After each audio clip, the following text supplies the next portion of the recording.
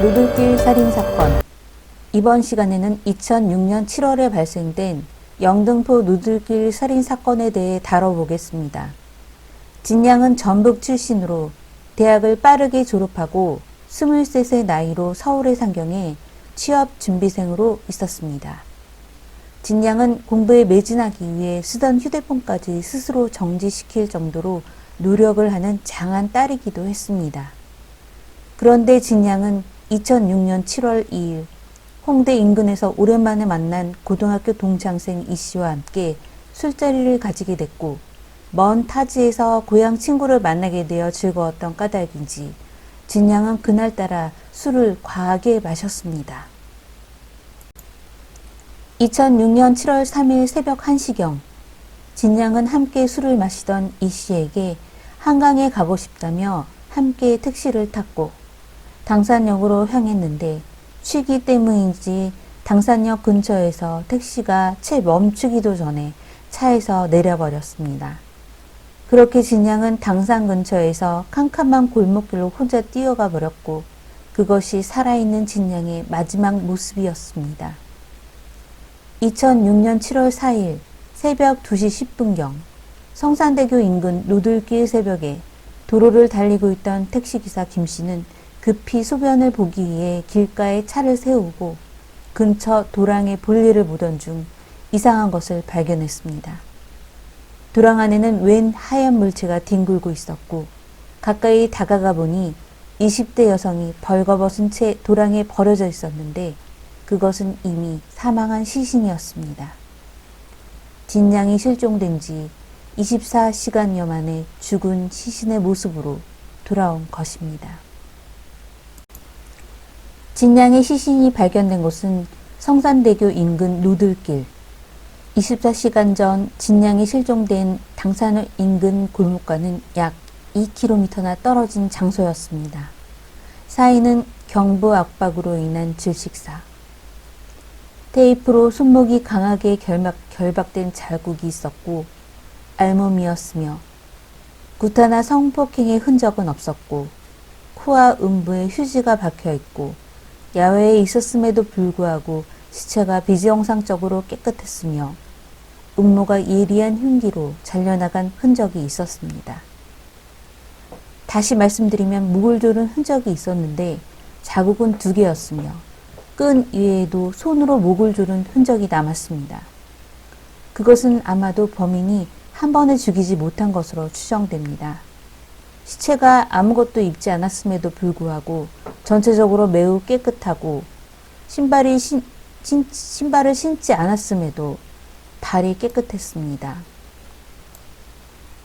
경찰은 집 모양의 사체가 씻겨진 다음 유기되었다는 결론을 내렸고, 오른쪽 손등에 둥근 모양의 상처가 있는데 담뱃불로 인한 열 손상일 가능성이 높았습니다.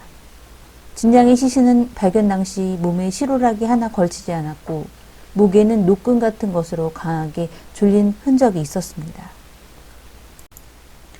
경찰은 실종 당시 진양이 만취 상태였다는 것에 착안하여 시신의 혈중 알코올 농도를 측정하였지만 한 1%도 검출되지 않았는데, 이것은 진양이 한참 동안 범인과 함께 살아있는 모습으로 있었다는 것입니다.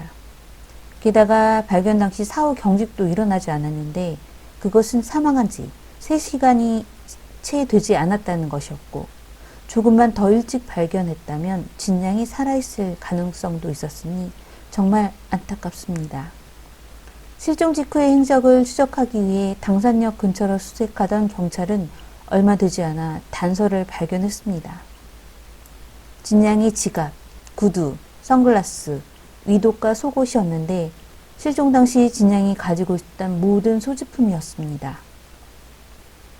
진양의 유류품은 당산역 근처의 어느 비석 옆에 가지런히 놓여진 채 발견됐고, 실종 당시 근처에서 이미 나체가 된 상태로 시신 발견 현장까지 이동됐다는 것을 보여줬습니다. 목격자인 견인차 기사 김 씨는 도랑 근처에 아반떼 XD 차량을 받고 한 남자는 서성거렸고 나머지 한 남자는 썬팅된 차 안에 있었다고 했습니다. 또한 차에는 알파벳 R이 눕혀진 형태가 붙어 있었다고 했는데요. 하지만 경찰은 목격자들에게 증언을 받기도 했지만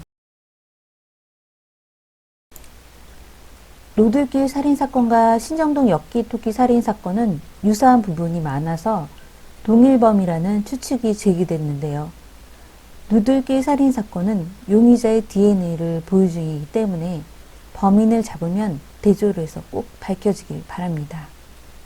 또한 그것이 알고 싶다 방송에 따르면 부산에서 근무하고 있는 한 형사는 과거 신정동 인근에서 성폭행 전과가 있었던 2인조가 신정동 연쇄살인 사건의 용의자로 의심된다는 제보를 했습니다. 형사가 제보한 유력한 용의자는 2008년 두 차례의 강도 강간 범행을 함께 저지른 장석필, 배영호로 제작진은 출소한 배 씨의 집을 수소문해서 찾아갔습니다.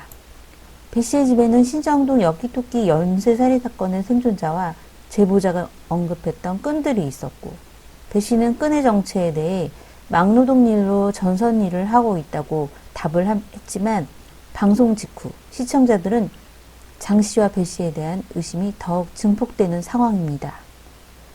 부디 노들길 살인사건과 신정동 연쇄살인사건의 범인, 즉 동일범이 잡혀서 법의 심판을 받기를 바랍니다. 이번 시간의 내용은 이것으로 마치고 노들길 살인사건 그리고 신정동 연쇄살인사건 피해자에게 삼가 고인의 명복을 빌겠습니다. 사건 내용을 들어주신 분들께 감사드립니다. 저는 크리스비였습니다.